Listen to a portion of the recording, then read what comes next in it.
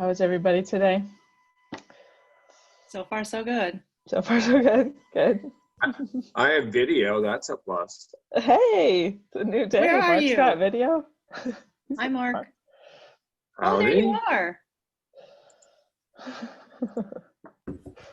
Mark always attends from work, I guess. Yeah, I'm trying to get the stuff ready for the people up in Michigan City who are doing inventory, and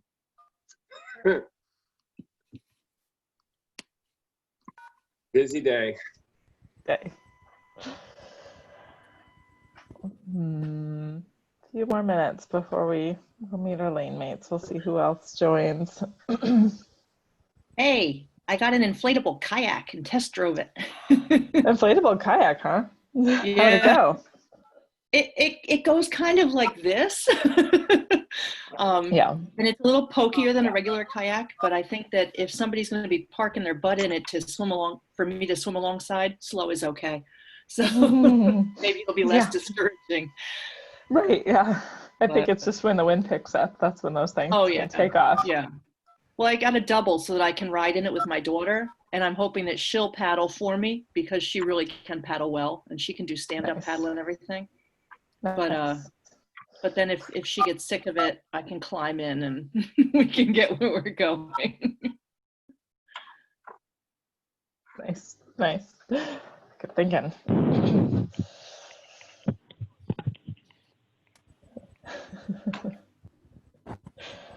While we're getting ready to break out for our lane mates, I just want to mention that let's see, this has been an amazing journey, and I'm so glad you're all coming along with me on it. I apparently haven't even had enough coffee today to talk, but and I'm not stopping. We're going to keep doing this, so that's not it. I just want to say that it's been really, I mean, we've had a few weeks of just like these awesome all-star swimmers, like quadruple English Channel crossers and Ocean 7 completers and double, triple crowners. And I absolutely love talking to those people, and it shows. It's so inspiring, right? So part of my goal and mission with Marathon Swim Stories is to help people understand us a little bit. Understand that marathon swimmers can come from all walks of life, that we can be former swimmers, like lifelong swimmers like myself. We could be late onset swimmers. We've had some awesome conversations with people who've started swimming midlife. And I want people to understand that those kind of people can be marathon swimmers too. And it's really about having that drive, discovering that drive, finding it, and honing that in yourself. And and I want to make sure that, so part of my goal is helping people know a little bit more about marathon swimmers. But I'm super excited today that we get to talk to a newbie marathon swimmer. So Kristin Valentine is our guest today, and she did her first marathon swim last year. So super excited for our conversation today. And it's 5 after, and for our Meet the Lane Mates today, I was thinking we'll kind of stick with this goal of talking about inclusivity. And so the statement for today is imagine a fully inclusive marathon swimming world. What does that look like? And so chat with your lane mates about that. And let's see. And let's switch to my speaker view. All right, Kristin, what's your story? That's what might have changing from what we said before. Was it like, tell me about yourself now? It's what's your story? Because it's Marathon Swim Stories, right? Yeah. Let's see, my swim story. Well, I did not grow up swimming. I sort of did. I grew up in Spokane, Washington, and swam in like Coeur d'Alene Lake and the Snake River. So very, very cold water is what I'm used to, but I didn't know how to actually like swim strokes at all. Our high school didn't really have a pool or anything like that, so I just didn't ever consider it. It wasn't until I did my first like marathon run. I trained for it my senior year of college in 2004 and 5. And so I was doing some running, I was cycling to work. cycling to school, and I was like, I should probably do a triathlon, right? I'm doing 2 of the 3, might as well. But I had no idea how to swim. So I don't even know if YouTube, I think, had just started or something. So I like watched some YouTube videos. I got a book from the library, read it, and went to, there's like a 24-hour fitness downtown Portland with a 2-lane pool in the basement. It was like a bunker with no windows. So I taught myself how to swim. Yeah, that was rough. The first triathlon I did actually was in a pool swim, so that was fine. But after the first like open water one, I totally had the panic attack thing that a lot of people feel. Had to let everyone go and then start swimming. And then I didn't swim again until 2017. I pretty much was focused on cycling, so I did a lot of road racing, and then I transitioned into mountain bike racing and did a lot of like very long marathon mountain bike races. So I'm very used to doing, 12 plus hour events. That's kind of my thing. And then in 2017, I kind of got talked into starting to do Ironman races. So, I always liked swimming. It just never really was like my focus. And through that, I did the open water swim series here at Hag Lake, met a bunch of swimmers. And that's how I met Cindy Warehane. And she pretty much talked me into doing everything, or like I saw her doing things. And my attitude with this stuff tends to be like, oh, another person does that, might as well try. And peer pressure. I'm Peer very pressure. easy. Yeah. It's a common theme in marathon swimming. Peer pressure gets people into it. Yeah, pretty much. So that year was all Ironman stuff, but then the next year I was really started doing a lot more swimming. I've had some knee injuries on and off, so it was like nice to take a break, and I was really burned out from cycling, so I was like, okay, let's just do something totally different. And it was just really fun to explore water. There were all these places, like you kind of see them from afar, but to actually like be in them and like swim through downtown Portland, like it was just such a cool and different experience. Traffic had been getting really bad. It was like, oh, I don't have to like cycle through traffic. I can like be in the water and be away from everybody. It was just like a nice, different way to see the world. And of course, like right when I start swimming again, I was like, I should definitely do a marathon swim because that's You how like I long operate. things. Got it. That's how I operate. Of course, I'm going to do that. So yeah, I signed up for the Vermont Swim Week, and trained for that all year. Last year, so I did that last summer. I didn't do all of the days. I had signed up for 4, and I ended up doing 3 of the days I signed up for. And then that, I guess, sort of backing up, the winter before that, I got into cold water swimming and swam with the Yetis all winter. So might as well pile that on the top of it too. So that was very much peer pressure. It wasn't even really much of a pressure. I just saw some people doing it with weird hats, and I was like, yeah, I need to do whatever they're doing. All right. So we know how to talk you into things. It doesn't take much. Right. So tell us about that first marathon swim. So you did 3 of the 4 days. So just in case people aren't familiar with the event, maybe you could tell us a little bit about the Vermont Swim Week. Yeah, I think, well, I did a few long, I guess technically marathon swims before that, just to prepare for it, because Massawippi was my long swim, and that's a 9-mile swim across Lake Massawippi. So I did a couple of 6-mile swims in prep for that here locally. But so the swim week what really appealed to me was that it's like a swim in a different lake every single day.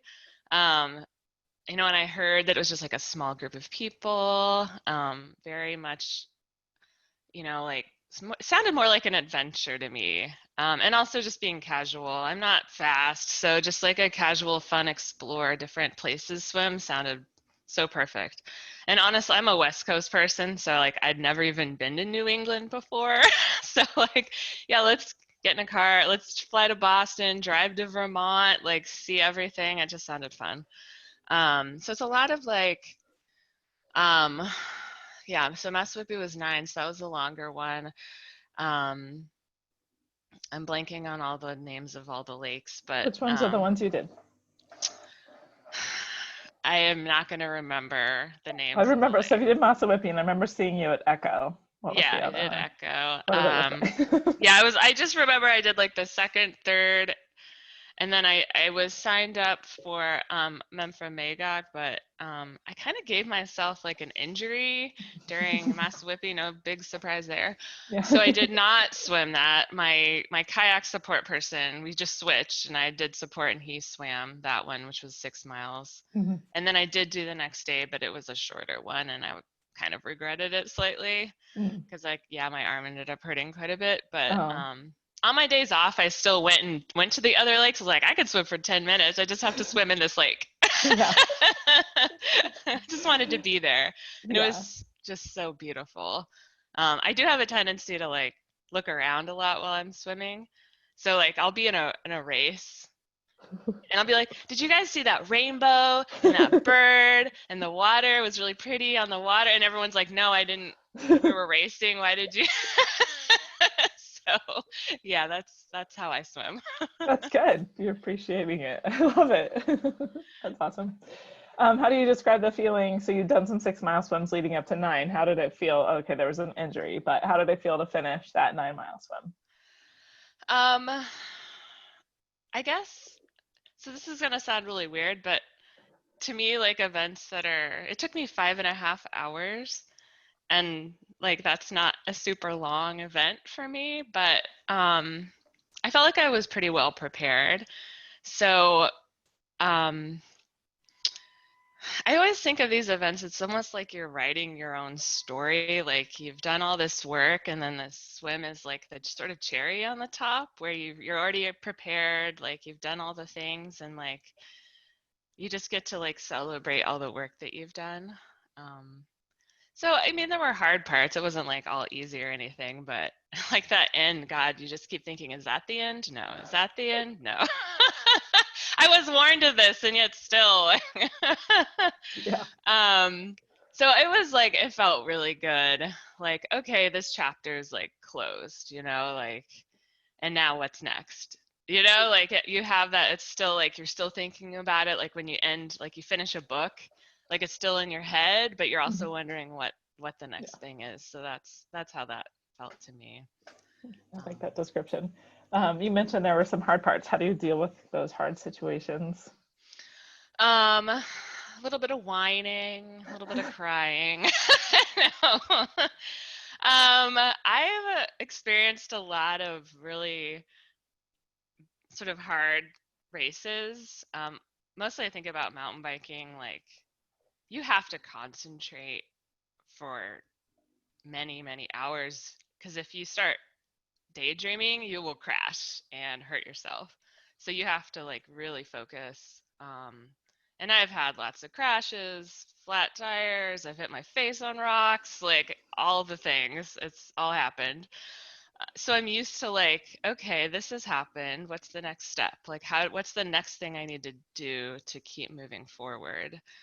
I can think of Ironmans where I've almost dropped out. I did drop out of one mountain bike race because like I hit my face and like wouldn't stop bleeding. Like, so it's like, I don't know. I'm so used to dealing with stuff during Yeah. events that it like, not that it's easy, but it's just like I'm not attached to the result. I'm not attached to having the perfect race. So I think when you're not attached to that, it's just easier to deal with because you kind of expect it at that point. You know what I mean? I know some people kind of freak out when things don't go perfectly as planned, but it's what they say, like strong opinions loosely held. That's kind of how I think of it. Like you have a plan, but who knows? Yeah. Awesome. So you mentioned that at the end, it's like closing the book and what's next. So do you have ideas about what's next? Oh man, I don't know. Like this year I was going to kind of go back to mountain biking a bit and just swim for fun, like do adventure swims, which obviously this year is I don't know what's going on anymore. No one does. Nobody does. I don't know. I think again, I'd probably focus on like, where do I want to go? What do I want to see? Um, I think a big part of swimming to me is about community. I've noticed because I haven't hardly swam at all. Like I could go swim in the Columbia River by myself, but I don't know. Risky. Yeah, I mean, there's a beach that would be like pretty easy, and I have done it, but I don't know. I just like it's all about the community to me. So yeah, I can plan a big solo swim, but I guess I'm not as interested in that. Like I'd rather go do something with friends. So I'd probably try to coordinate some swim somewhere. Um, like it appeals to me to go swim in Waldo Lake, like places in the wilderness. Like Hmm. that sounds pretty fun to me. So I guess more of the adventure aspects I think appeal to me. Hmm. How's the pandemic hit you? How are you dealing with that? Uh not well. I actually was already a remote worker, so being at home all the time, I'm pretty used to that. But the thing that has saved my mental health is cycling, honestly, because I can just leave straight from my house. I'm on the edge of town, so I can get into the forest and the farmland like pretty quickly. So I've been doing a lot of very long rides on the weekends, and that has been like my saving grace. Hmm. Yeah.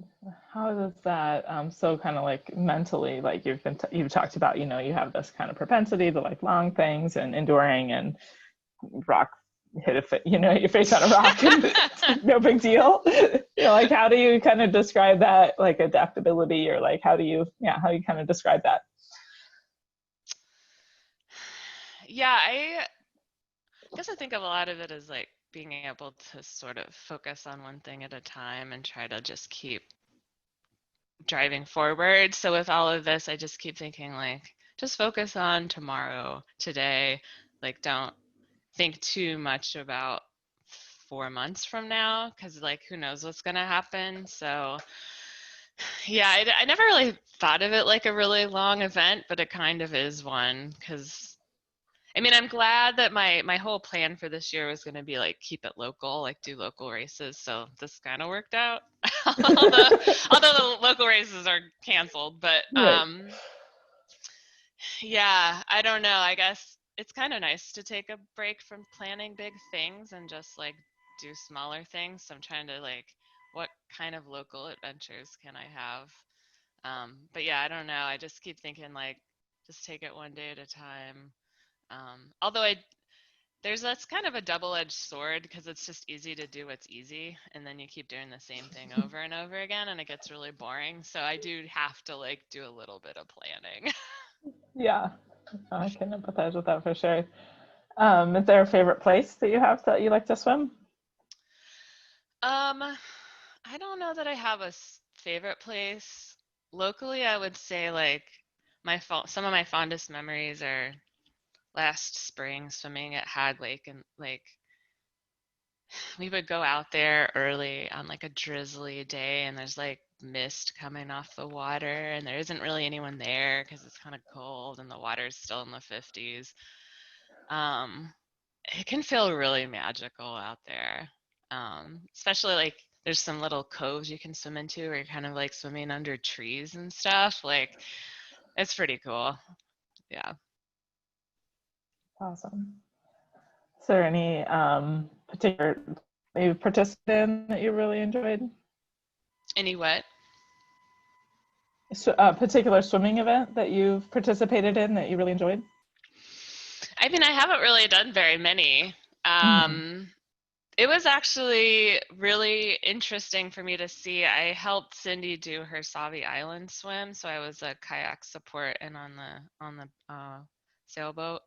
Um, it was pretty cool to be part of that, because I mean, it wasn't like an organized event, I guess, but um, it was interesting to like be, it's like a solo event, but it isn't. There's Right. some like we're all out there together doing this thing together, and it was pretty cool to see that. Like I had never been part of anything like that before, and I was like,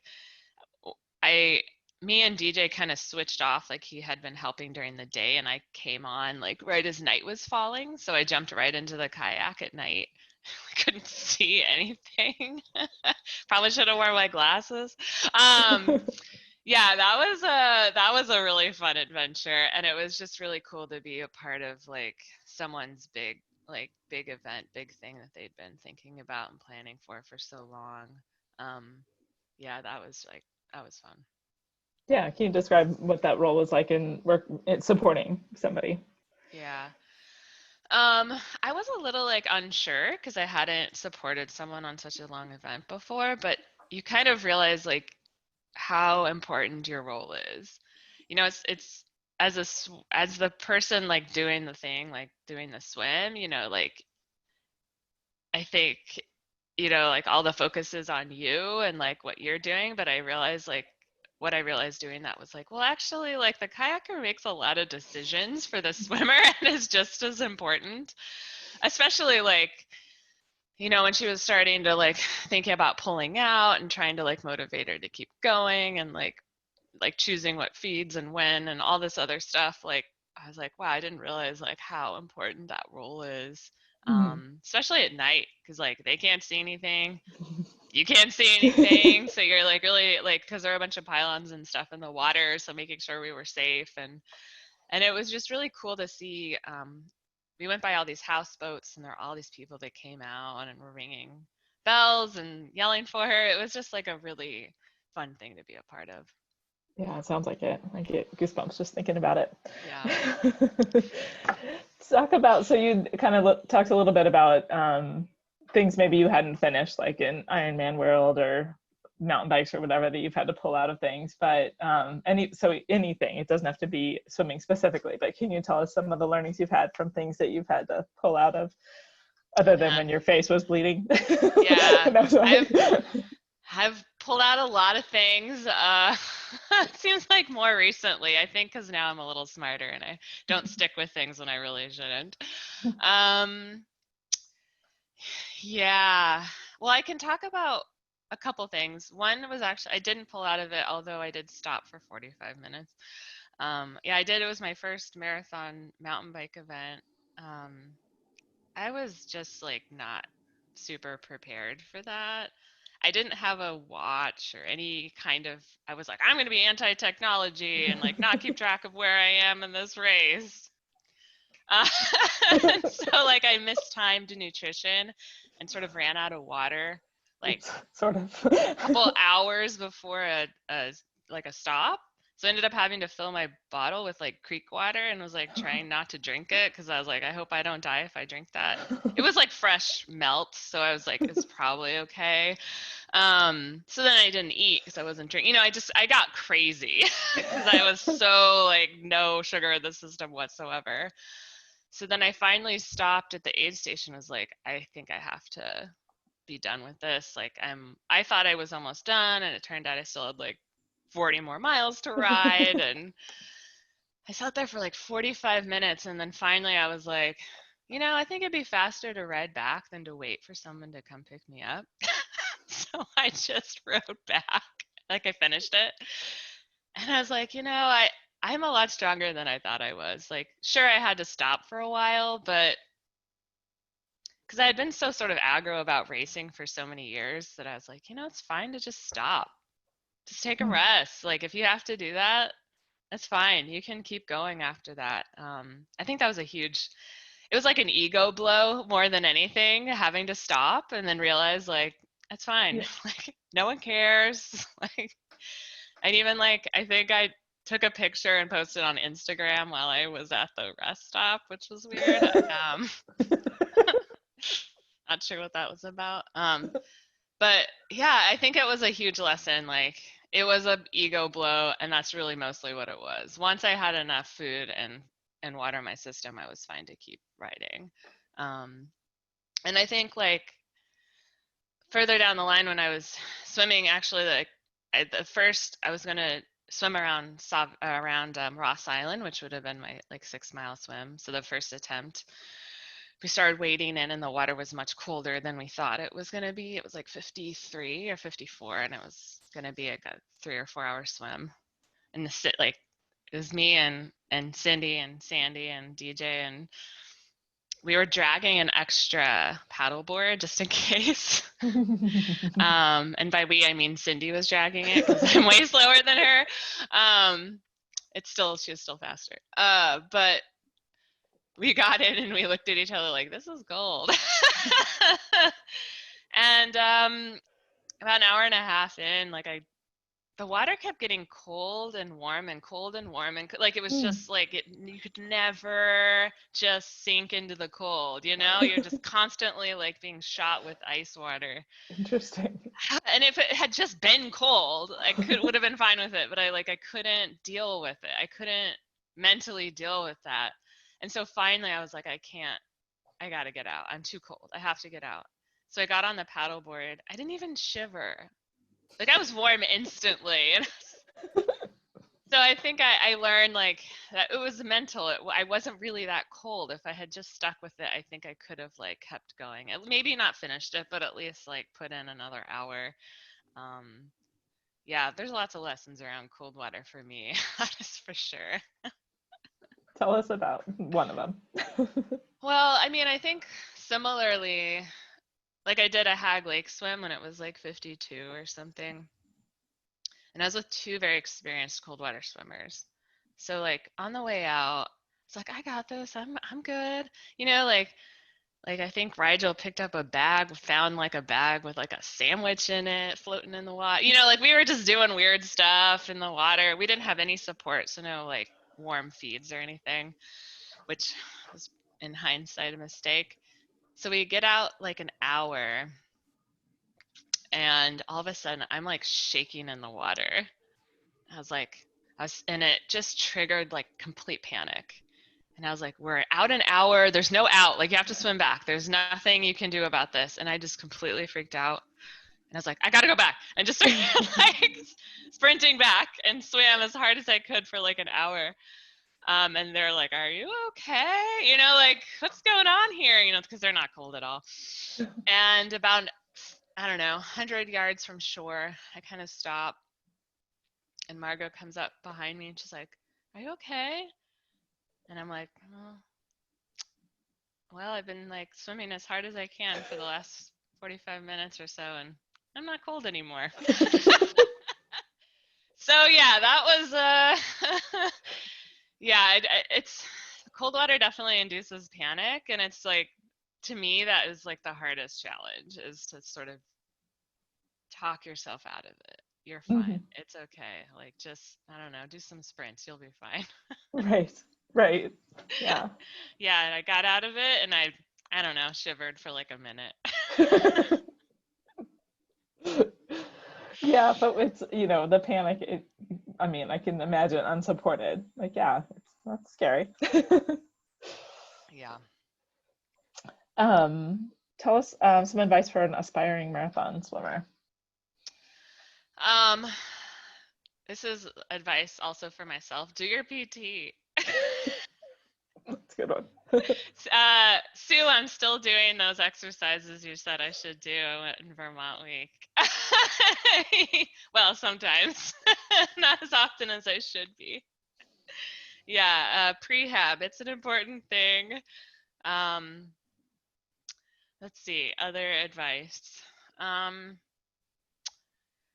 Prepare for everything and anything, and long events, especially when they're outside, like, you just can't control anything.